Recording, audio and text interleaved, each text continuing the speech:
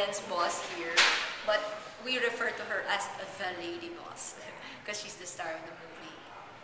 How is your working relationship with Marian and Richard and the other actors in this movie?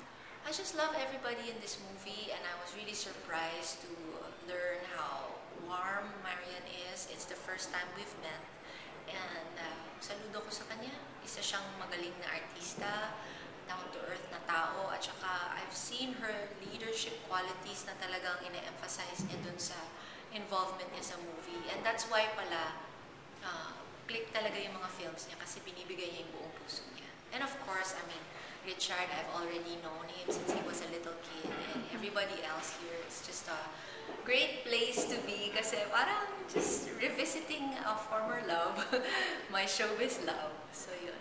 Ano ba yung mga eksenang exciting na maaabangan ng viewers dito? Well, it's funny, it's fun, and there's a lot of mga terms na talagang pang-corporate.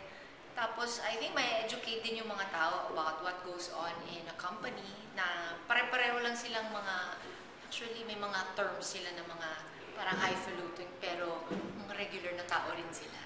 Saka may feelings din. Okay, so today is your last taping day, and how do you feel about this? And ano yung mga on-set memories na matitreasure mo? Well, it's too soon, but I'm really going to treasure just being able to learn about just the hearts of people I've known for the first time, like Marianne. And it's great working with a young director like Jay. Sir Jay? Yeah. And you know, I look forward to more. Pero siguro it depends on the quality of, again, the movie and the people to work with. But so far, it's been great, and I'm happy that I can show this to my children. Watch My Lady Boss on April 10. Hindi po kayo mabibigo, talagang mag-e-enjoy kayo.